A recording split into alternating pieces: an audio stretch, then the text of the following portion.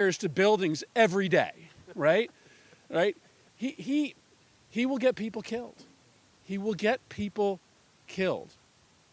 And more than that, what he has shown is that he is just wildly open to believing any medical conspiracy theory that is put in front of him.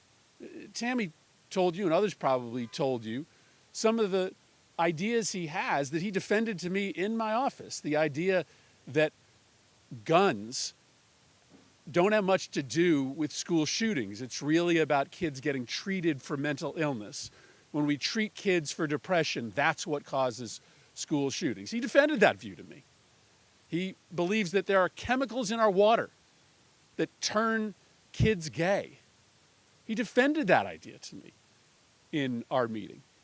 You do not want a secretary of HHS who is going to believe on a daily basis whatever new medical conspiracy theory is popular on the internet. That's the last person you want in charge of this nation's healthcare.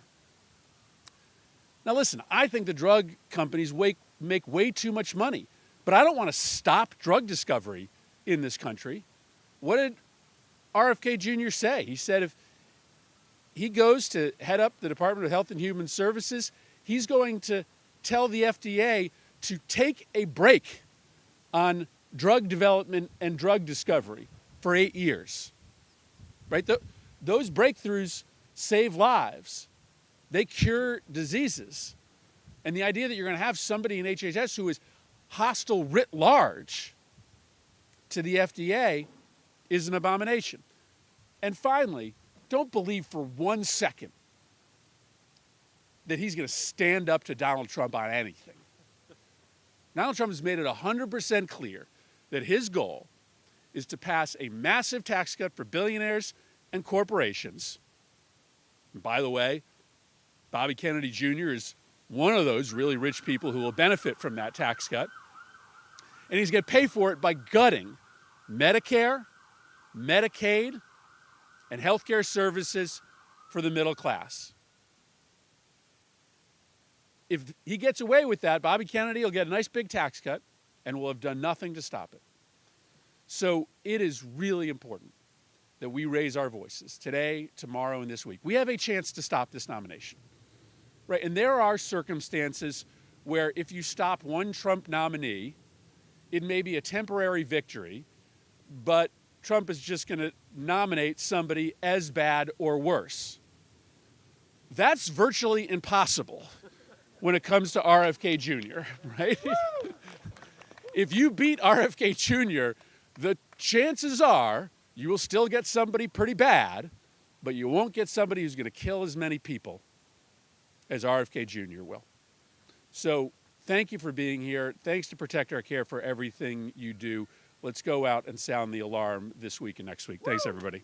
All right. Thank you, Senator Murphy. And as expected, he laid the wood to this nomination. So our next speaker knows a little bit about health care, knows a little bit about the research that goes in to infectious diseases, and knows a little bit about what NIH, CDC, and other healthcare research does for the American people, the cures that it finds, the vaccines that it creates. He represents a lot of those people. The great senator from the state of Maryland, Chris Van Hollen. Thank you, Brad. Well, thank you. Thank you, Brad. And I just want to start by thanking all of you who care about public health, who care about the future of people in our country, for being here now to raise the alarm about how RFK Jr., if he ever got close to being the Secretary of HHS, would put the American public at risk. And as you've heard and as you know, people will die. Now, I represent the great state of Maryland, which is home to the National Institutes of Health. It's home to the FDA. It's home to other federal health agencies. And we knew that public health in America and medical research in America was off to a rocky start when in the earliest days of the Trump administration, they essentially put a freeze on all communications coming out of HHS. In other words, public health warnings, trying to make sure that people were educated and informed about health threats. They put a stop to all of that. So Senator Alsterbrooks, my new partner in the Senate, Congressman Raskin and I have written to the new administration to say, stop putting people's health care at risk, restore those communications. But as I think all of you know, there's still essentially a gag order, and internally, there's huge fear throughout these federal agencies about just continuing their ongoing work to help the American people. And that's even before we have the hearings on RFK Jr. He has said that he would walk into NIH and immediately toss 600 people out and bring 600 of his people in. That will put the NIH and American healthcare at great risk. And we know, and as Senator Murphy and others have already said, and all of you know, his position on vaccinations will result in killing people. It's killed people in Samoa.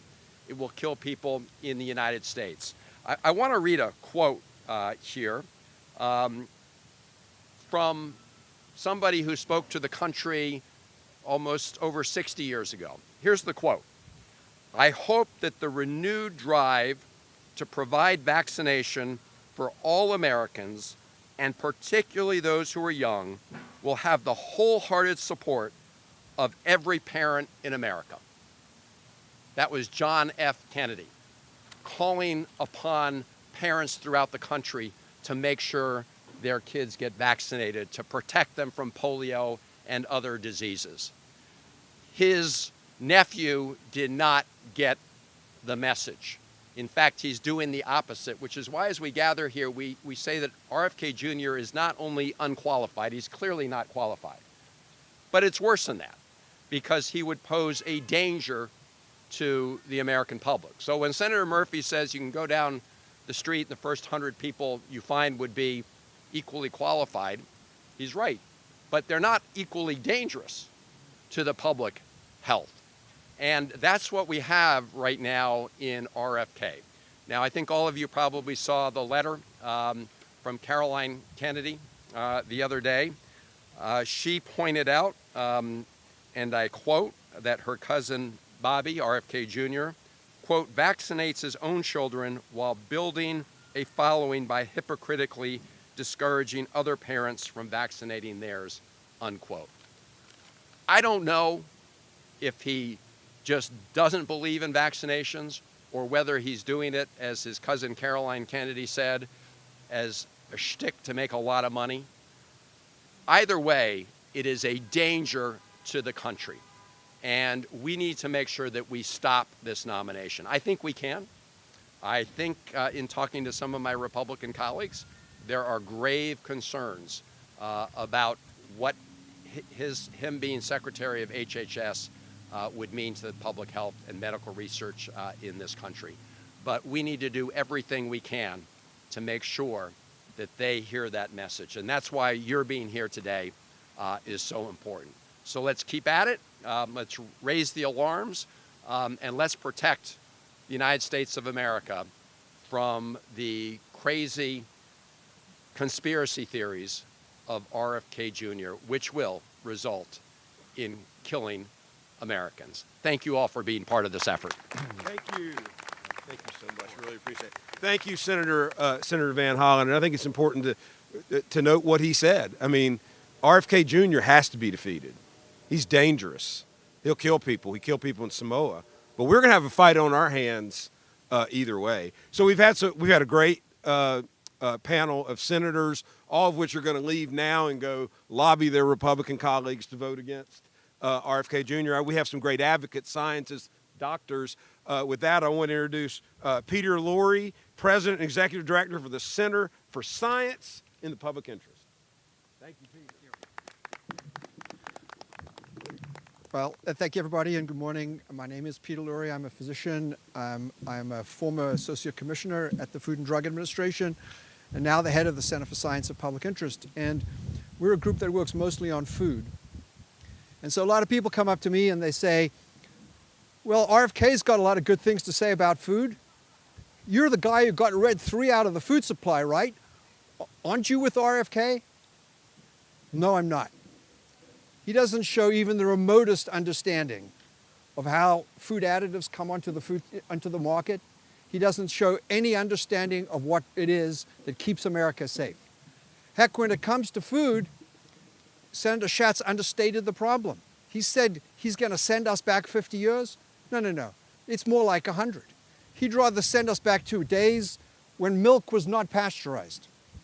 He would rather send us back to days when there were no vaccinations and children were dying, and adults.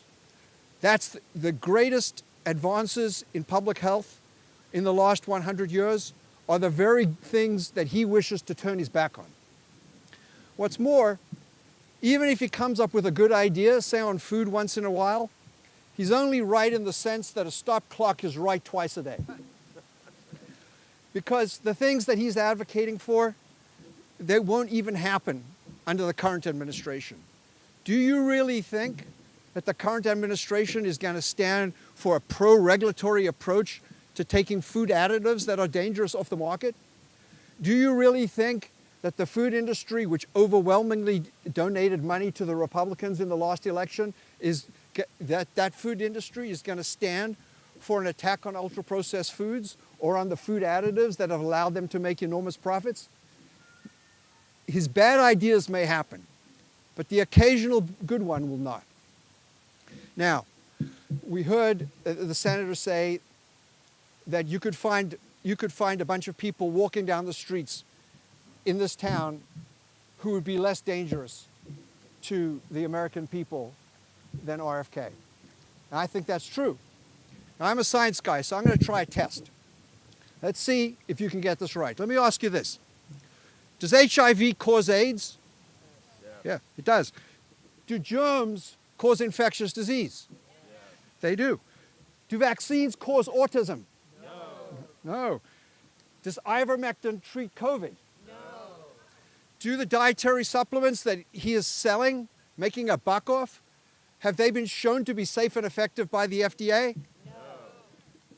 You all passed the test. 5 out of 5. RFK Jr. gets a 0. That is why his appointment, his nomination needs to be turned down. Thank you. All right. Thank you, Peter. All right. Next, I want to introduce someone with a group that few groups in the country do more to protect our democracy and help the American people than Public Citizen. I want to introduce Rob Weissman, co-president of Public Citizen. Well, as we've heard today, Robert F. Kennedy Jr. is a clear and present danger to American public health. He shouldn't be allowed within 500 feet of the Department of Health and Human Services, let alone be put in charge of it. He is a conspiracist and an anti-science crusader. One thing that means is that he plays fast and loose with the truth. That's core to what he is and what he does. So when he says, I'm not anti-vaccine, there's no reason to believe him, just look at what he said. When he says, I won't come after your vaccines, no reason to believe him. But worse, not only is he going to try to do that, by spreading disbelief in science and conspiracy theories, even if he takes no regulatory measures at all, he's going to undermine public commitment to vaccination. A Robert F. Kennedy secretary will undermine our core public health institutions and undermine public belief in public health. People will die in this country and many, many more will die overseas if he is made Secretary of Health and Human Services.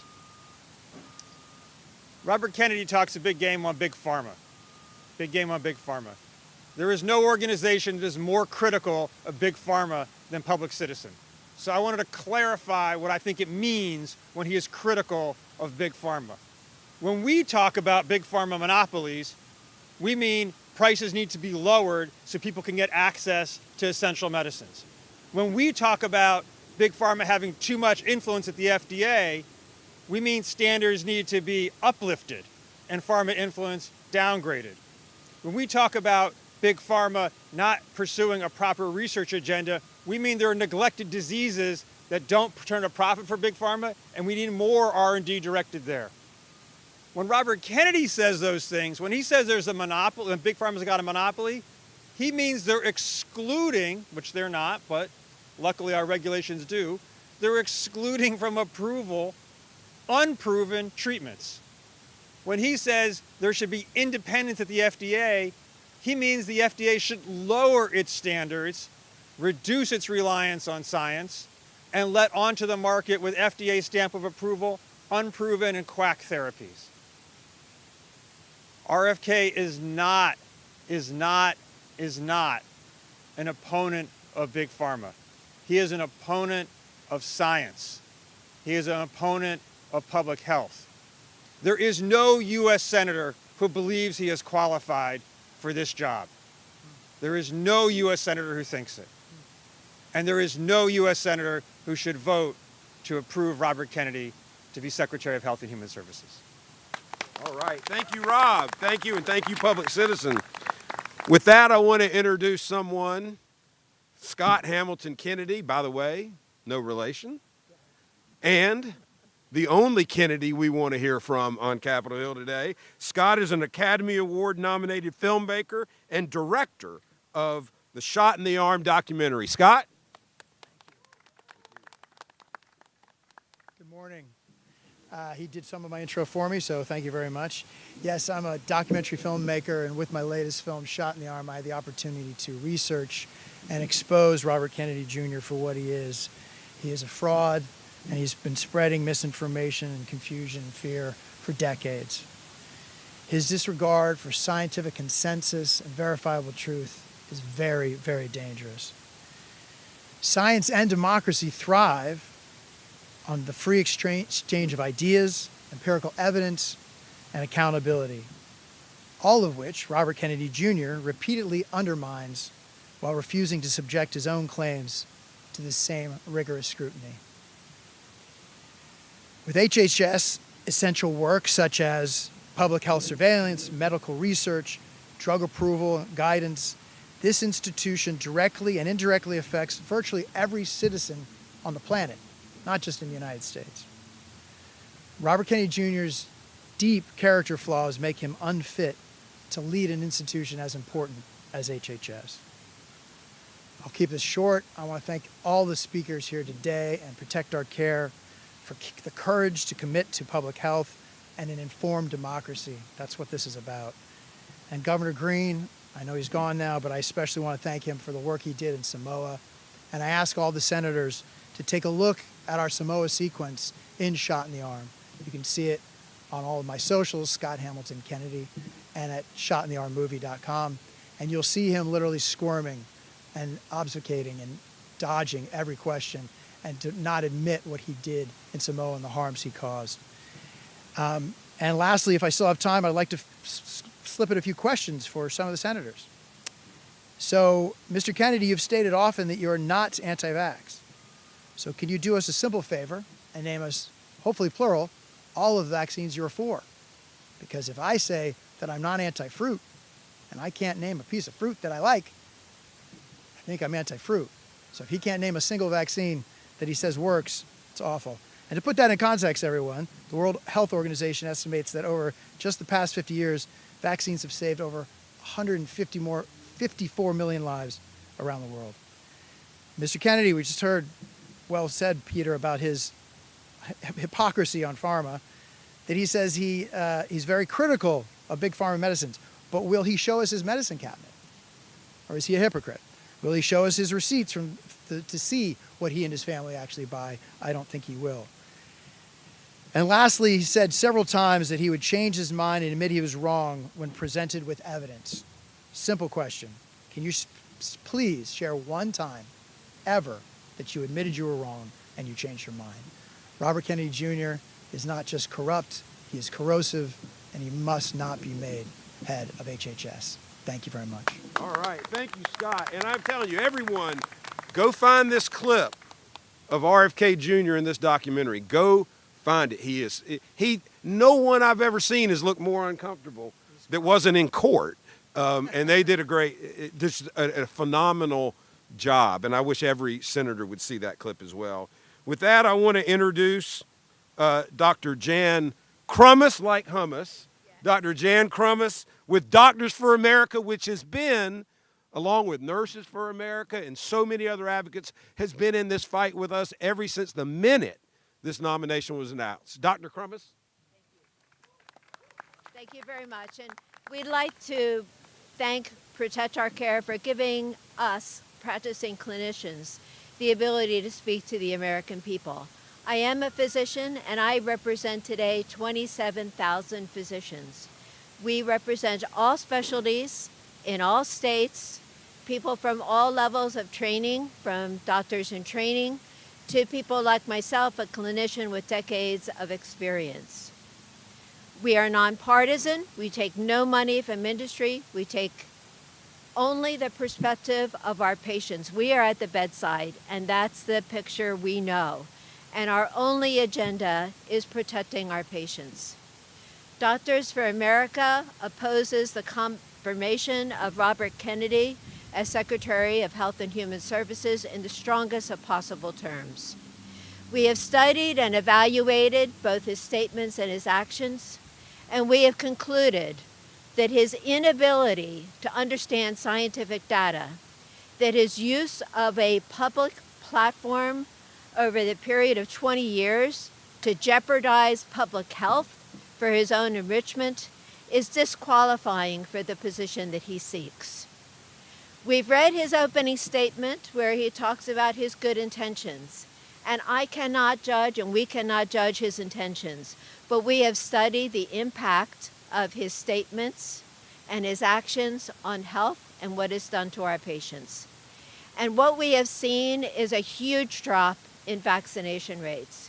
The last school year, 2023 to 2024, 39 states had kindergartners who had not reached the threshold of vaccination of 95%. And what does that mean? That means that the risk for an outbreak is growing by the minute. I was in Philadelphia in 1991 during that measles outbreak, and I would like to say to Senators McCormick and Fetterman, the senators from Pennsylvania, that we saw children die. Children have had encephalitis that is chronic and untreatable as a result of that outbreak.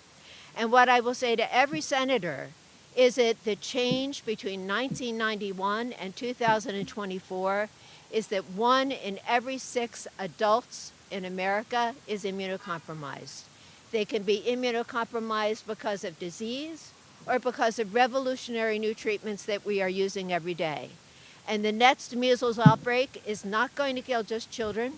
It's going to kill mothers, fathers, grandmothers, and grandfathers. And I would ask every senator to consider that possibility.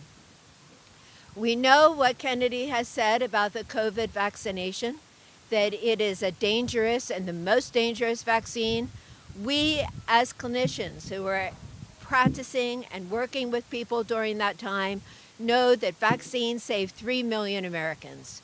And I would like to note that if the American public followed Kennedy's advice, those people would no longer be with us. We are particularly concerned about the fact that he denies that HIV is the agent of AIDS. And again, I'd like to speak to my Pennsylvania senators, Senator Fetterman and Senator McCormick. Robert Gallo at Jefferson University Hospital was among the first scientists in the world to identify the etiologic agent of AIDS. Do you deny American science and what it has brought us?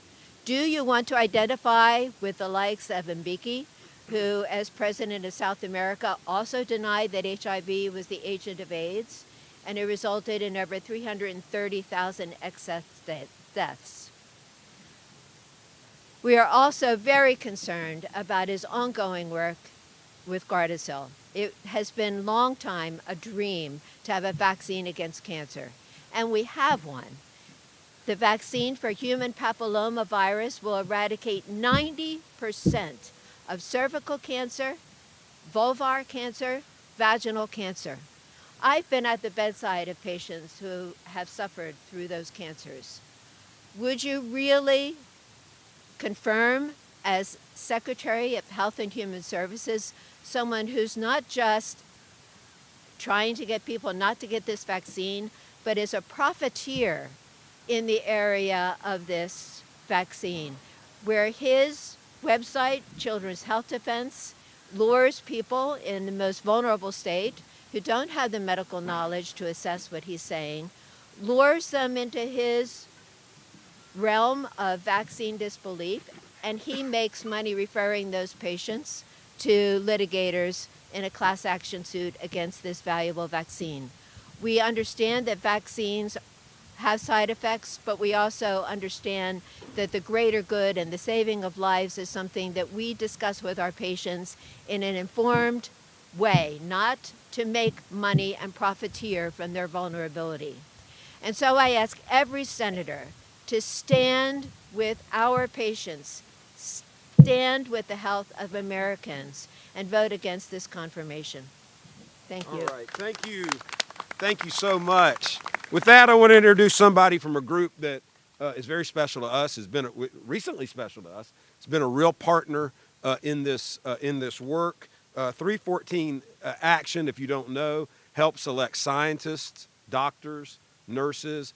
Yes, scientists, right there. People from public health sector to elective office. They, of course, supported Governor Green, and they've been a big part of Governor and Dr. Green's advocacy. They have produced ads. We jointly released a poll this morning that shows how unpopular RFK Jr.'s nomination is and how unpopular his positions are. So with all of that introduction, I want to introduce Dr. Andre Ostrovsky of 314 Public Action. Thank you. Thank you, everyone. I've got my little helpers here because they didn't have school, so here we are, me being a dad. My name is Dr. Andre Ostrovsky. I'm the former Chief Medical Officer of the National Medicaid Program. I also am a fundraiser for and donor to 314 Action to get physicians elected to office. But today I'm not here in that capacity. I'm here as a pediatrician and as a dad. I doctor up the street here at a federally qualified health center, Mary Center, as a pediatrician. I spent 7 years at Children's National Medical Center, and I trained up at Boston Children's Hospital and Boston Medical Center, where I was teaching faculty at Harvard Medical School. I have trained and I have practiced at some of the best institutions in the world. I have seen the sickest of the sick. Some illnesses in children are not preventable. Sometimes bad luck just happens, and as a parent, I've seen this firsthand. My kids have broken arms and they've had burns in their legs requiring hospitalization, and that felt horrible. I felt incredibly guilty, even though those are fluke accidents. I know there was no one to blame, but I still felt bad that I couldn't protect them. I've also had patients in the hospital for entirely preventable reasons, like not being vaccinated. For the parents of those kiddos, heavy is the back that carries the guilt. I had a patient that was a 5-year-old little boy who 1 week prior was happily bouncing around a soccer field, and the following week became paralyzed from measles. He contracted measles, developed encephalitis, which is inflammation of the brain, and now is wheelchair bound and needs a feeding tube for the rest of his life because his parents decided not to vaccinate him for measles. Heavy is the back that carries that guilt. I had another patient that was an adorable little girl. She was 2 years old that ended up in the intensive care unit because of coughing fits because of pertussis. The coughing caused her to fracture a rib that then poked a hole in her lung. My colleagues in the ICU had to use a scalpel to make a cut in her chest just so they could insert a tube to reinflate that lung. And that is all because the parents decided not to vaccinate her against pertussis. Heavy is the back that carries the guilt. I had yet another patient who was a 12-month-old adorable baby boy that became paralyzed due to tetanus. The little munchkin had to be put on a ventilator, a breathing machine, because his little diaphragm was paralyzed from tetanus toxin and he couldn't breathe on his own. The baby then suffered brain damage because of lack of oxygen, and he will have learning disabilities for the rest of his life because his parents decided not to vaccinate him against tetanus. Heavy is the back that carries the guilt. The parents seem to follow the same sad story arc. They read something about vaccines causing autism, and they get scared, so they decide not to vaccinate. But these parents aren't to blame. I underscore, we as scared parents will read pretty much anything and get scared and potentially take action on that. They got bad information from sources they thought they could trust. They got misinformation from charlatans like RFK Jr. RFK Jr.'s track record of spreading misinformation about vaccines is very well documented. You've heard it all morning. And his back should be crushing from carrying that guilt. There are other Republicans who actually have the qualifications to run HHS, by the way. If we need a recommendation, I doubt that Trump will take this, but I'd recommend a colleague and friend, the former Republican Senate Majority Leader, Dr. Bill Frist. We don't align on policy issues, but he leads with science. He's a competent leader, and he actually cares about human beings, not about enriching himself. I implore you, please do not confirm RFK Jr.'s appointment to HHS Secretary. He is the shell of the man that once cared about the environment. He is the shameful smear on the name of a great American family that once honored science and public service. And he is the frail and fading ghost of an unchecked ego that desperately grasps to sensationalism as if it were the life preserver, keeping him from drowning into irrelevance. Thank you. All right.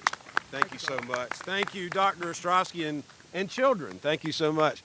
With that, I want to turn it over to a real partner in all of this work, a partner in all the work that we do in healthcare and numerous other issues, and that is, I want to introduce Andrea Dukas with the Center for American Progress. Hi, good morning, everyone. So we've heard all morning, again, about how dangerous and unqualified RFK Jr. is, uniquely unqualified RFK Jr. is for the Secretary of Health and Human Services. I am a public health professional. I've dedicated my career and my education to public health and trying to protect public health. So what I want to just remind folks of is a little bit of the history of how we've gotten here as a country and some of the most incredible public health advances we've experienced as a global society and as the United States of America. So when we think about what it takes to make Americans healthy, right, and we think about the leaps and bounds that we've made to date, there are just a few examples of innovations that don't even feel like major innovations, but we benefit from them every day, from day to day, every day, that stand out. One is hand washing, right? We've been able to extend lives just by washing hands because we understood that germs were on hands and germs cause disease, right? Another is antibiotics, right? We have medicines that actually help people when they're sick, when there's a bacterial infection. The third is vaccination. And this is a tool we've had in crude ways, for hundreds of years. When you think about American innovation and Americans' national security, you can look back to George Washington and what he did to try to inoculate troops against smallpox so that they could actually be a successful army, right? In just my lifetime, I've only been around 40 years, but in just my lifetime, we've developed vaccines against chickenpox, Gardasil, which is incredible. It gives me chills to think that we actually have a vaccination that can eliminate cervical cancer. This is incredible. Additionally, we have medicines that have helped cure hepatitis C, that have helped dramatically slow and limit the ability to spread HIV or contract AIDS. And it is so deeply personally offensive to me that the best person we could have chosen to potentially lead the Department of Health and Human Services, whose job it is to keep Americans safe, is somebody who doesn't believe in any of those things. Someone who is anti-modern medicine, anti-science, who again would take us back to a time where we would just see what happens. And it is unconscionable to me that the people who would pay the price of making that kind of decision, it's not RFK Jr. and the folks who are sort of at his echelon. It's kids. It's little kids. It's scared parents. It's American families who are just trying to do right day by day and make the best decisions for them, who are having to compete with just a deluge of misinformation that's intentionally designed to scare them so that someone can turn a profit. And that is just absolutely unconscionable. So along with my peers, along with many of you today, I also ask our senators, please, please, please confirm anyone but RFK Jr. Thank you very much. Great. Thank you, Andrea. That wraps up our program. I want to thank everybody. Excuse me. I want to thank everybody for coming. But this is not the end. We're not at the beginning either, but there's a confirmation hearing today, confirmation hearing tomorrow. There's still a vote in the Finance Committee, which we're not sure when that's going to come. And then there's a vote on the floor. And then there's the wait. If anybody was paying attention to all the stories that came out yesterday, the Washington Post story, the Wall Street Journal editorial, Rupert Murdoch doesn't want RFK Jr. To be HHS Secretary. New York Post had 3 editorials or articles yesterday. The Wall Street Journal has had numerous editorials. The Washington Post. I think that's a sign that we should wrap up. But I just want to say this: call your senators. Every senator needs to hear from you, Democratic and Republican, but mostly obviously on the Republican side. This is what RFK Jr. did in Samoa. Don't let him do it at scale. Stop RFK. Thank you all very much. Thank you.